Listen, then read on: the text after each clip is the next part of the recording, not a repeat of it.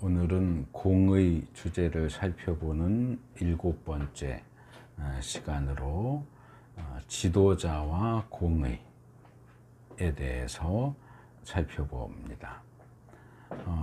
이 지도자와 공의라고 하는 주제는 지도자와 공의가 어떤 관계가 있느냐, 또 지도자는 공의를 알아야 한다, 또 지도자는 공의롭게 통치해야 된다, 또 공의를 행치 않는 지도자에 대해서 성경이 뭘 이야기하고 있느냐 하는 4가지 항목으로 되어 있는데, 오늘은 그 중에서 첫 번째 항목을 살펴볼 거고, 거기에 해당하는 3개의 구절을 살펴보도록 하겠습니다. 첫째는 지금 함께 읽은 잠언 16장 12절 말씀입니다. 조금 전에 함께 읽었지만 이 본문 말씀은 왕은 악행을 하는 것을 역겨워하여야 한다. 공의로만 왕위가 굳게 설 수 있기 때문이다 라고 이야기합니다. 상반절은 왕은 악행을 하는 것을 역겨워하여야 한다 라고 했습니다. 우리가 사용하는 세번역은 단수형으로 그냥 왕 이렇게 했는데, 히브리 본문에는 왕들이라고 해서 복수형으로 되어 있습니다. 그래서 이것은 그냥 보편적인 의미에서 지도자들, 통치자들을 가리킨다 하는 것으로 이해할 수 있습니다. 여기 악행을 하는 것이라고 되어 있는 것은, 이 악이라고 하는 단어는 범죄, 잘못, 사악함, 그런 뜻입니다. 현대 사회에서는 대통령이나 국회의원에게 면책특권이라고 하는 것을 줍니다. 하지만 신정국가인 구약 이스라엘에서는 하나님의 대리자로 세워진 인간 왕에게 면책특권을 주지 않습니다. 왕이 되었든 장관이 되었든 범죄했다면 거기에 대한 책임을 지고 형벌을 받도록 요구합니다. 대표적으로 다윗 왕이 우리아를 살해하도록 그렇게 부하에게 시키고, 또 밧세바와 간음을 행했을 때에도 나단 선지자가 왕을 찾아와서 그가 저지른 범죄를 지적합니다. 그 죄에 대한 형벌이 또 내려졌습니다. 그래서 왕은 악을, 범죄 행위하는 것을 역겨워하여야 한다 그랬는데, 이 역겨워한다라는 단어는 제가 여러 차례 소개해드렸던 히브리 단어 토에바라는 단어입니다.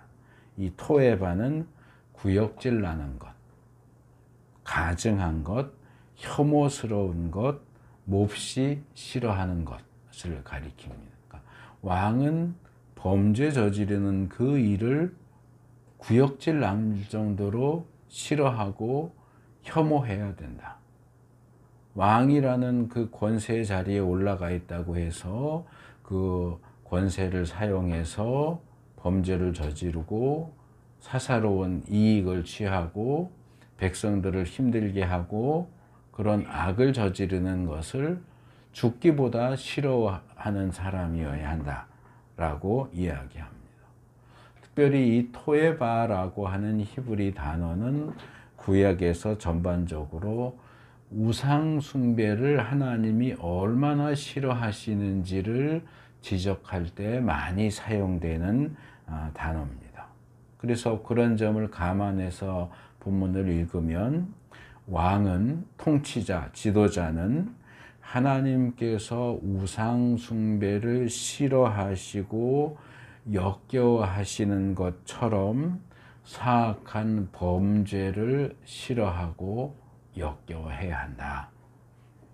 몹시 싫어할 것을 요구받고 있다. 그렇게 말할 수 있습니다. 그것이 왕에게 주어진 책임입니다. 그가 왕이라면 당연히 악을, 범죄를 미워해야 됩니다.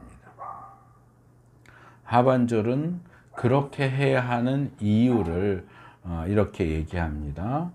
공의로만 왕위가 굳게 설 수 있기 때문이다. 우리말의 어순 때문에 확실하게 드러나지는 않지만 히브리 원문에 보면 처음에 왜냐하면 이라는 말이 들어가 있어요. 왜냐하면 이 키라고 하는 히브리 단어는 왜냐하면 아니면은 확실히 강조하는 이유를 설명하거나 아니면은 강조를 하는 할 때 사용하는 표현이에요. 그래서 이 하반절 내용이 상반절 내용의 이유가 되고 왜 꼭 그렇게 해야만 하는가를 강조하는 내용이라고 하는 것을 지적하고 있어요. 그래서 이 두 가지를 다 살려서 읽으면 왜냐하면 이러하기 때문이다. 이렇게 읽을 수 있습니다. 그래서 이 상반절이 요구하는 내용이 이 왕권을 유지하고 나라가 튼튼하게 견고하게 설 수 있는 확실한 방법이다. 그렇게 이야기하는 것으로 읽을 수 있습니다. 여기서 공의라고 번역된 것은 계속 제가 소개하는 ጼ다카라는 단어, 의로움, 공정함 그런 뜻입니다. 그래서 이 단어는 왕은, 통치자는 어느 한쪽으로 치우치지 않고 중립을 유지하면서 모든 일들을 공정하고 의롭게 처리해야 한다 하는 것을 지적합니다. 누군가 자기와 가까운 사람, 자기와 관련이 있는 사람, 자기의 권력과 밀접한 위치에 있는 사람의 편의를 봐주거나 누군가의 이익을 위해서 한쪽으로 치우친 정책을 펼쳐서는 안 되고 특별히 친인척을 위해서 편법을 쓰면 안 됩니다. 여기 굳게 선다. 왕위는 공의로만 굳게 선다.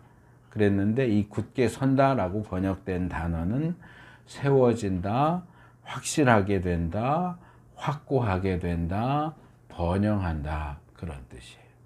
그러니까 그 왕에게 주어진 그 권세와 권력이 확실하게, 확고하게, 굳건하게 되고 그 권력이 계속 번영한다. 그런 복합적인 의미를 가지고 있습니다. 그래서 이 왕의 자리, 왕의 권세가 공의로만 확고하게 된다 하는 이것은 우리가 초반부에 하나님의 공의에서 살펴본 시편 89편 14절 말씀에 정의와 공정이 주님의 보좌를 받들고 사랑과 신실이 주님을 시중들며 앞장서 갑니다 라는 말씀과 짝을 이룹니다. 그래서 하나님의 보좌를 정의와 공정이 받드는 것처럼 하나님이 앉아 계시고 하나님이 통치하시는 그 자리가 무엇보다도 정의와 공정으로 특징 지어지는 것처럼 통치자가 앉아 있는 그 자리, 왕좌, 그의 권세도 역시 정의와 공정으로 특징 지어져야 한다. 누가 보더라도, 누가 그 지도자를 탈탈 털어도 이 사람은 모든 정책을 공정하게 했어, 올바르게 했어 라고 인정받을 수 있도록 그렇게 통치해야 한다 하는 겁니다. 그리고 왕이 그렇게 하기 위해서는 뭘 안 해야 된다? 또는 뭘 해야 된다? 범죄를 미워해야 된다. 내가 대통령인데, 내가 왕인데 뭐 이 정도쯤은 할 수 있지. 뭐 대부분 사람들 다 그러잖아. 자기 친척들 옆에 있는 사람들 다 편히 봐주잖아. 뭐 나라고 그걸 하지 말라는 법이 있어? 그거 고속도로 살짝만 틀면은 이득이 가는데 그거 살짝 틀어주면 되지 뭐. 이렇게 하면 안 된다고요. 모든 사람들에게 공정하게. 자기와 가깝다고 해서 이득을 얻을 수 있도록 그렇게 법을 비틀면 안 돼요. 그래서 우리가 지도자를 뽑을 때 그의 어떤 능력이나 또는 정치적인 성향도 무시할 수 없겠지만 가장 중요한 건 뭐냐? 그 사람이 정의로우냐? 그 사람이 공정한 사람이냐? 한번 이렇게 말해놓고 조금 있다가 저렇게 말하고 자꾸 말 바꾸고 이런 사람은 공정한 사람일 수가 없어요. 자기의 위치, 자기 이득에 따라서 하얗다 그랬다가 다음 날엔 검었다 이런 사람이 어떻게 공정할 수 있어요? 둘째 구절은 시편 99편 4절입니다. 한번 찾아서 같이 읽겠습니다. 시편 99편 4절 말씀.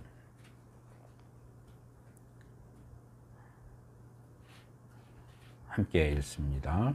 주님의 능력은 정의를 사랑하심에 있습니다. 주님께서 공평의 기초를 놓으시고 야곱에게 공의와 정의를 행하셨습니다. 자, 여기 상반절은 주님의 능력은 정의를 사랑하심에 있습니다. 그렇게 이야기를 해요. 근데 여기 각주를 보면 각주 표시가 있고 히브리어로는 주님의 능력이라고 번역해 놓은 게 원래는 왕의 힘 또는 왕은 위대하다 그렇게 써 있습니다. 그래서 제가 히브리 원문을 찾아보니까 베오즈 멜레크 이렇게 되어 있어요. 이제 베는 접속사 and하고 비슷한 표현이고 오즈는 힘이나 능력을 가리키는 거고 멜레크는 왕을 가리키는 단어예요. 그러니까 그러므로 왕의 힘은 왕의 능력은 그런 뜻이에요. 근데 왜 세번역은 이걸 왕이라고 번역을 안 하고 주님이라고 바꿨을까? 왕이라고 해야 맞는데 제가 생각하기에는 하반절 내용 때문일 것 같아요. 상반절만 보면 왕의 능력 이꼴 정의 또는 공의를 사랑하는 것. 우리가 앞에 살펴본 잠언 말씀하고 비슷한 내용이죠. 왕의 능력이 어디서 오느냐? 정의를 사랑하고 공의를 사랑하는 것이 곧 왕에게 능력이다. 뭐 일을 잘 처리하는 게 능력이 아니고 그것도 물론 능력에 포함되지만 가장 기초적이고 근원적인 부분에서는 통치자의 능력을 우리가 판단할 때 뭘 봐야 되느냐? 그 사람이 정의를 사랑하느냐, 공정을 사랑하느냐, 말로만 하는 게 아니고 실제로 그렇게 하느냐.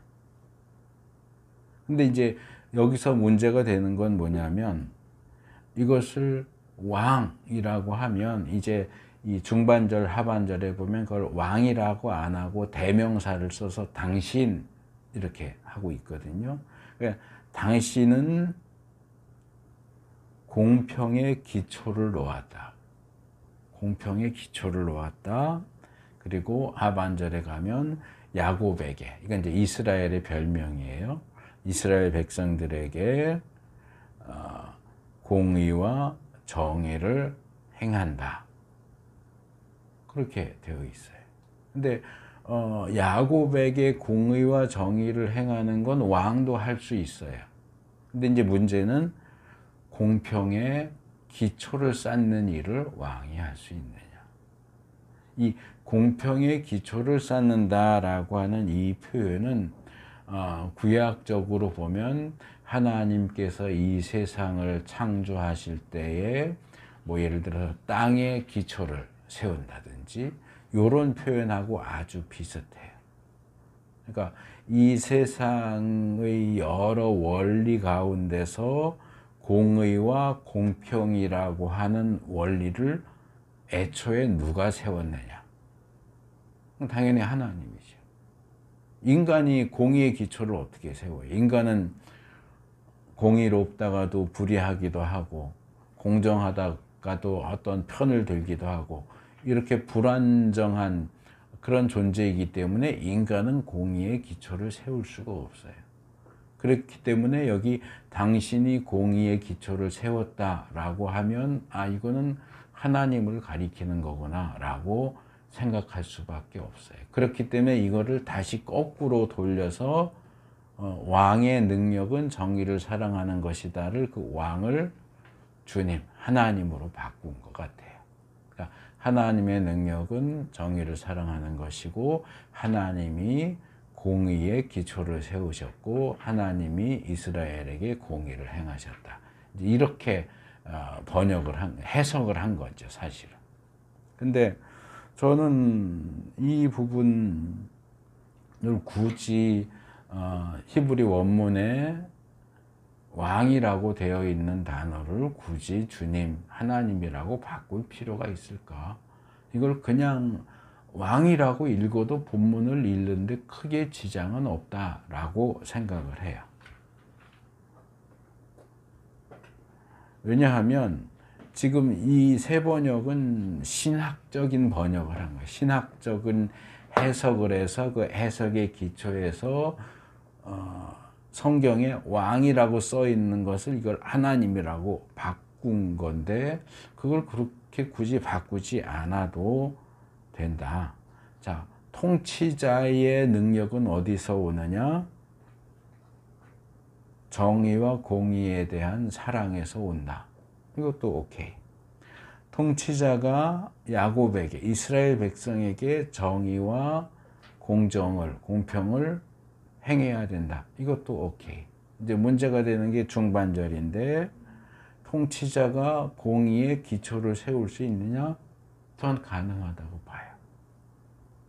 왜냐하면 원론적인 측면에서 하나님이 세상을 창조하시고 이 세상의 기초를 세우시고 물리적인 기초를 세우시고 윤리적인 기초를 세우시고 영적인 기초를 세우셨다 할 때는 그건 하나님만 하실 수 있는 일이지만 정의와 공의를 놓고 이야기할 때에는 왕은 자기가 다스리는 나라의 윤리적이고 법적인 기초를 세울 수 있어요.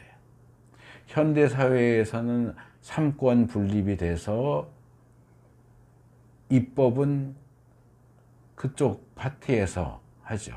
행정은 그쪽 파트에서 하고 또 그 법을 시행하는 것은 또 그쪽에서 하고 해서 지도자가 혼자 모든 것을 다 할 수 없지만 고대 세계에서는 왕은 삼권이 분립되어 있지 않고 왕에게 모든 권력이 다 들어가 있거든요. 그러니까 왕이 법을 세우면 그게 입법이 되는 거예요.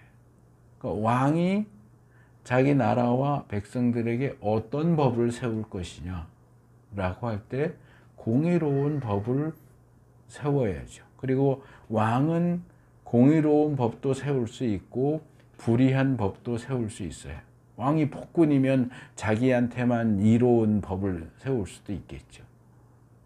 자기 이전의 통치자는 예를 들어서 세금을 10% 걷었는데 자기가 더 먹겠다고 내가 오늘부터는 세금 50% 이렇게 할 수도 있어요.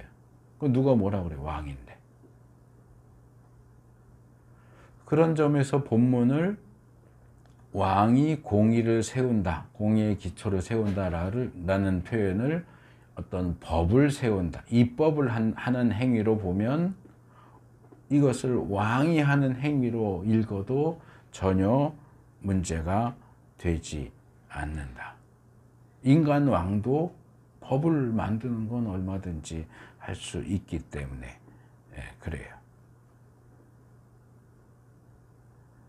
그리고 이 기초를 놓는다라는 단어가 이제 아까 잠언에도 나왔던 견고해진다 하는 데 사용된 단어랑 똑같은 단어예요. 쿤이라고 하는 단어예요. 히브리어로. 이 쿤이라는 단어는 엄밀하게 말하면 기초를 놓는다가 아니고 아까도 소개한 것처럼 세운다, 고정한다, 확실하게 한다, 확립한다, 지정한다, 적용한다 이런 뜻이에요. 그래서 꼭 하나님의 창조 행위와 연결시키지 않아도 가장 기본이 되는 법을 지정한다. 그것을 적용한다. 이런 의미로도 본문을 읽을 수 있어요. 그래서 인간 왕이 하나님의 대리자로서 그 백성들의 그 삶이 공정하고 공의롭게 유지될 수 있도록 도울 수 있는 공정한 법, 공의로운 법을 세운다. 그렇게 읽는 것이 가능해요.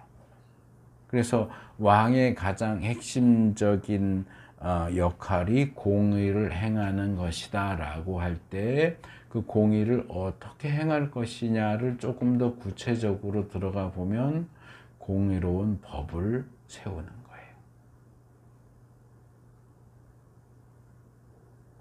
공의로운 법을 세우고 인간이 만든 법은 완벽하지 않기 때문에 그 법을 세울 뿐만 아니라 그 법을 어떻게 시행하고 적용할까 하는 것까지도 신경을 써야죠. 사기꾼들이 법이 있어도 그 법망을 요리조리 피해서 범죄를 저지르잖아요. 그러니까 그런 범죄자들이 법의 허점을 피해가지 못하도록 그 허점을 막는 것도 필요하겠죠. 그래서 법을 제정하는 것도 중요하고 그 법을 시행하는 것까지도 끝까지 잘 관찰하면서 우리가 큰 틀에서 이렇게 법을 정했는데 실제로 백성들의 삶을 그 법이 어떻게 시행되는가를 봤더니 요런 허점이 있더라. 그럼 요거 바꿔 해서 그 법이 정말로 백성들에게 도움이 되는 방식으로 시행될 수 있도록 하는 것까지도 역시 통치자가 감당해야 하는 역할이다 하는 겁니다. 야곱에게 하반절에 야곱에게 공의와 정의를 행하셨습니다. 그랬는데 아까 말한 것처럼 이 야곱은 이스라엘의 별명이고 그 야곱은 하나님의 대리자로 세워진 인간 왕이 다스려야 하는 대상이고 그의 통치가 미치는 영역을 가리킵니다. 여기 공의와 정의는 제가 공의 첫 시간에 소개했던 것처럼 구약에 나오는 공의를 가리키는 대표적인 두 개의 단어 미시파트하고 제닥합니다. 그래서 공적이고 법정적인 정의와 그리고 사적이고 관계적인 이 공정 모두가 시행될 수 있게 해야 한다. 공식적으로 나라에서 정부에서 시행하는 그 법도 공의로운 것이어야 하고 그런 사법적인 거 말고 민간에서 사람과 일반인 사이에서 행해지는 어떤 민사, 형사 말고 민사적인 그런 법들도 역시 공정하게 더 돈이 많은 사람, 더 높은 위치에 있는 사람, 사회적으로 명망 있는 사람에게 더 유리한 법이 아니라 모든 백성이 동일하게 공정하게 대우를 받을 수 있는 그런 통치와 그런 법을 세우고 시행해야 된다. 그래서 이 모든 내용들은 사실은 하나님이 하시는 일이기도 하지만 하나님께서 자신의 대리자로 인간 왕을 세우셨기 때문에 인간 왕도 하나님께서 하시는 것과 똑같은 방식으로 통치하고 다스려야 돼요. 근데 그 통치한다, 다스린다가 무슨 남들 머리 꼭대기 위에 올라가서 권력을 행사하고 자기 하고 싶은 대로 막 하고 그러는 게 아니고, 그 통치의 가장 기본은 뭐냐? 공의예요. 공정, 정의.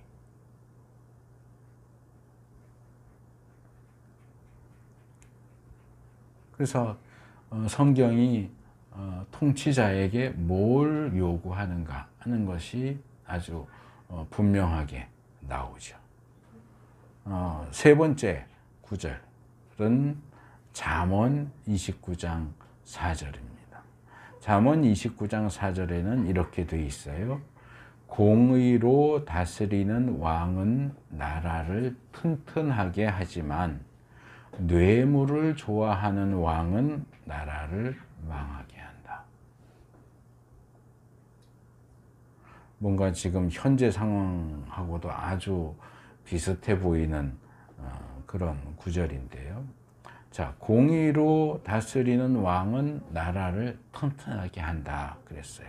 우리가 첫 번째 살펴봤던 잠언 16장 12절은 거기서는 공의로만 왕위가, 왕좌가 굳게 설 수 있다 그랬어요. 그래서 이 앞에 16장에서는 공의가 왕위를 튼튼하게 하는 것을 이야기했다면, 지금 이 구절, 29장에 나오는 이 구절은 공의가 왕위만이 아니라 나라도 튼튼하게 한다.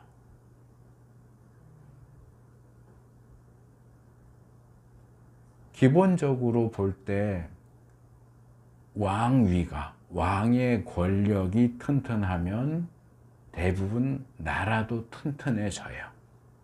그런데 항상 그런 건 아니에요.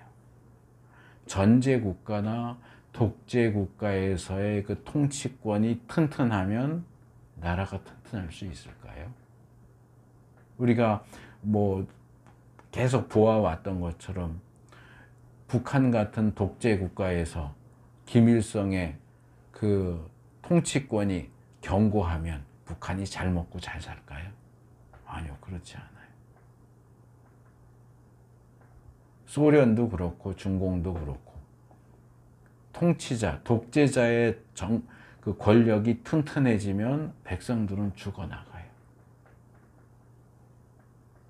그래서 기본적으로 통치자도 공의로워야 하지만 그 통치자가 공의로워야 나라도 튼튼하고 백성도 잘 살 수 있어요.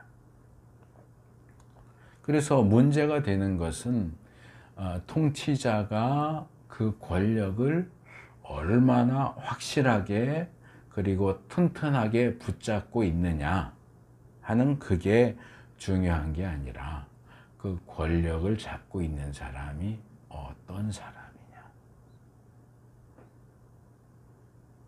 권력을 잡기 위해서 수단과 방법을 가리지 않는 사람이냐. 무조건 자기만 옳다고 하는 사람이냐. 아니면 그 사람이 의로운 사람이냐. 자기만 아니라 다른 사람도 돌볼 줄 알고, 나만 혜택을 얻는 게 아니라 모든 사람이 공정하게 혜택을 얻어야 된다고 생각하는 사람이냐. 공의로 다스리는 통치자냐 아니냐가 훨씬 더 중요합니다. 옛날에도 보면 뭐 성군, 세종대왕, 우리가 성군 그러면 대표적으로 떠올리는 게 우리나라의 경우 세종대왕 떠올리잖아요. 이스라엘 사람들은 아마 다윗 떠올리겠죠. 근데 성군만 있는 게 아니고 폭군도 있잖아요. 연산군, 또 암군, 어리석은 왕, 선조. 왕이 머리 꼭대기가 둔하거나 포악스러우면 백성들 삶이 고달플 수밖에 없어요. 어리석은 왕이 절대 권력의 욕심을 내면 그 나라 백성들은 하루하루가 고달플 수밖에 없어요. 그리고 결국에는 그 나라는 망하는 거죠. 쿠데타가 일어나든지 외적의 침입으로 무너지든지. 공의로 다스리는 지도자만이 나라를 튼튼하게 합니다. 하반절은 뇌물을 좋아하는 왕은 나라를 망하게 한다. 상반절과 정반대되는 상황을 이야기하는데, 상반절에 공의로 다스린다가 하반절에선 뭘로 바뀌었어요? 뇌물을 좋아한다. 공의를 다스린다의 반대는 우리가 그냥 생각하면 불의로 다스린다, 불공정하게 다스린다, 이렇게 볼 수 있는데, 성경은 그것을 공의와 불의가 아니고 공의와 뇌물 이렇게 얘기를 해요.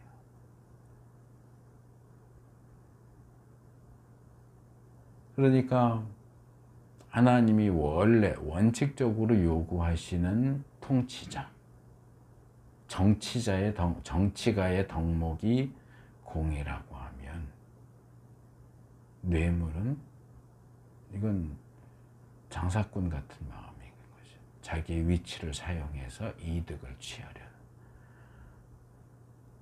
우리 그 표현에도 있는 것처럼 홍익인간, 널리 인간 사회를 이롭게 하는 게 아니고 권력을 쟁취해서 자기만 이롭게 하려는 그런 못된 마음. 그런 사람이 통치자의 자리에 올라가면 누가 득세하겠어요? 간신히 득세하겠죠. 뇌물 갖다 바치고 관직 매매하고 아부하는 사람들한테 잘해주고, 백성들이 죽어나는지 어쩌는지 모르겠고 어쨌든 나한테 돈 뭉치 갖다 주고 시계 갖다 주고 백 갖다 주면 그 사람 위해서 정책 다 바꾸고, 그러면 어떻게 된다고요? 나라가 망한다고요.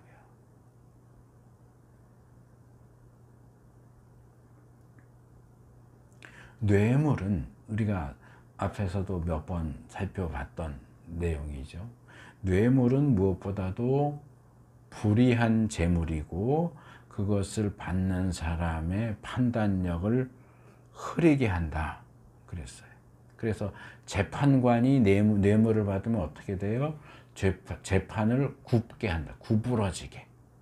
원래는 반듯하게 해야 되는데 재판 결과를 이렇게 비틀어서 의인을 죄인으로 만들고 죄인을 의인으로 만드는 판결을 내리죠. 왕이 뇌물을 받으면 그 전반적인 정책이 비틀어지는 거죠. 뇌물을 좋아하는 왕은 절대로 공의를 행할 수가 없어요. 자기가 받아먹은 게 있는데 어떻게 똑같이 해요? 뇌물을 준 사람들이 가만히 있겠어요?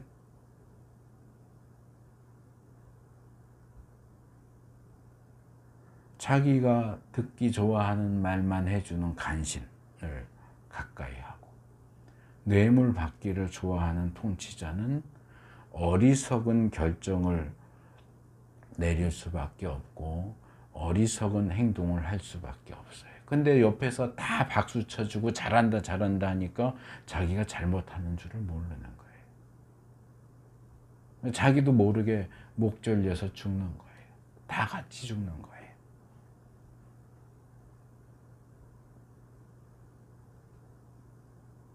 어리석은 데다가 부지런하면 더 큰 문제예요. 어리석은데 게으르면 그냥 혼자 앉아서 민기적 할 텐데, 부끄러우면, 부지런하면 여기 가서도 사고치고 저기 가서도 사고치고 저기 가서 헛소리하고 저기 가서 엉뚱한 짓 하고, 밑에 사람들이 고달파요. 왜? 다 커버 쳐야 되잖아요.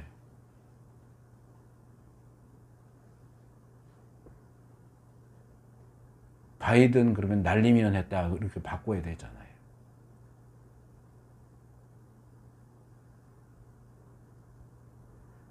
자기 욕심을 채우기 위해서 온갖 말도 안 되는 일을 여기저기서 다 벌려놓으니까 수습이 안 돼요.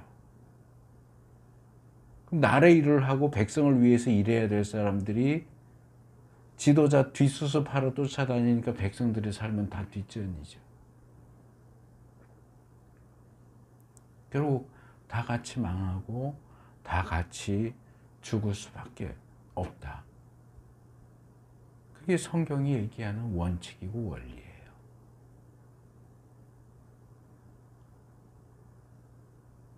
오늘은 좀 제가 마음이 급해가지고 막 빨리 했더니 오늘 빨리 끝나겠네요. 자, 정치학자들이 하는 이야기를 조금 길지만 소개하고 오늘 말씀을 마치겠습니다. 인류 역사 속에서 발견되는 기본적인 정치 체제가 있어요. 이건 이제 줄여서 정체 그러는데, 너 정체가 뭐야 할 때 그 정체가 아니고 정치 체제를 줄인 말이에요. 이 정체가 세 가지가 있어요. 한 명이 머리가 돼갖고 다스리는 왕정, 그러니까 1인 지도 체제, 왕정. 그 다음에 소수가 머리가 돼서 다스리는 귀족정, 귀족정치. 그리고 다수가 머리가 돼서 다스리는 정치 체제가 민주주의예요. 백성이 주가 되는. 그러니까 1인 한 사람이 주가 되는 건 왕정, 소수 몇 사람이 지도자가 되는 거는 귀족정, 모든 백성이 다 주가 되는 건 민주정. 이렇게 나눠져요. 근데 정치적으로는 세 가지가 아니고 6가지를 얘기해요. 왜냐하면 반대의 경우가 있기 때문에 그래요. 왕정이 이게 잘못되면, 왕정이 나쁘게 시행되면 이거는 이제 폭군, 전제주의가 되죠. 전제주의. 귀족정도 소수의 지도자들이 자기만을 위해서 정치를 하면 일반 백성들이 역시 죽어나죠. 그래서 이게 왕정, 귀족정, 민주정이 있는데 이건 일반적인 순서고, 이게 이 정치 체제가 잘못되고 타락했을 때의 순위가 바뀌는 거예요. 그래서 정치학자들이 이렇게 얘기해요. 그 세 개 중에서 가장 괜찮은 체제가 뭐냐? 뭐 같아요? 현대 대부분의 나라들이 다 민주주의를 채택하니까 민주주의가 제일 좋은 것 같지? 아니에요. 왕정, 귀족정, 민주정 중에 제일 효율이 좋은 건 왕정이에요. 아까 제가 예를 들었던 성군 생각해보세요. 세종대왕, 다윗왕. 1인 지도자가 정말 정신 똑바로 차리고 정의롭게 공의롭게 다스릴 때 가장 효과가 좋아요. 그 다음이 귀족정이고요. 이 세 개 중에 제일 효율이 떨어지는 게 민주주의예요. 근데 왜 현대의 국가들은 대부분 민주주의를 취할까? 반대의 경우 때문에 그래요. 이 세 개의 정치 체제가 타락하고 나쁘게 사용될 경우에 제일 나쁜 게 뭘까요? 왕정이에요.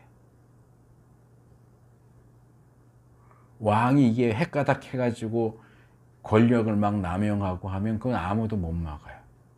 그래서 6개의 정치 체제를 놓고 보면 왕정은 1등이고 6등이에요. 제일 잘 될 땐, 잘 시행될 땐 제일 좋은데 잘못될 땐 제일 나빠져요.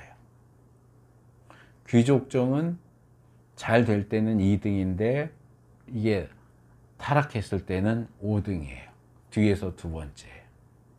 민주정은 잘 될 때는 꼴찌인데 못 될 때는 1등이에요. 그 다음에 제일 나아요. 그러니까 이 리스크가 적은 거죠.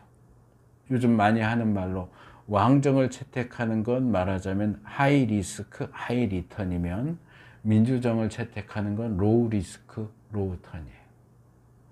잘 돼도 별로 먹을 게 없지만 이게 망해도 잃을 게 별로 없어요. 이건 제가 하는 얘기가 아니고 정치학자들이 하는 얘기예요. 현대 국가들이 민주주의를 채택하는 가장 큰 이유가 뭐냐? 그것 때문이에요. 민주정치가 올바로 시행돼 봐야 그것은 꼴찌예요. 세계의 정치체 중에 꼴찌예요. 근데 이게 민주주의가 타락해서 소위 말하는 우중정치가 되더라도 그 경우에는 세계 중에서 그나마 제일 나아요. 손해가 제일 적다는 얘기예요. 그래서 민주주의를 채택하는 거예요. 민주주의가 최고가 아니에요. 근데 사람을 믿을 수 없으니까 왕정이 최고니까 왕을 세우자 그랬는데 이 왕이 갑자기 헷가닥해버리면 어떻게 수를 쓸 수가 없으니까 제일 손실률이 적은 쪽을 선택하자 해서 민주주의를 채택하는 거예요.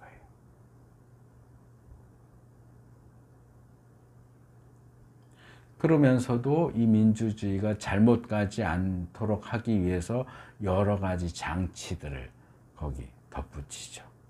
뭐 아까 잠깐 얘기했던 삼권 분립을 한다든가 다수결을 한다든지 이런 것들이 다 그 보완 장치라고 보시면 돼요.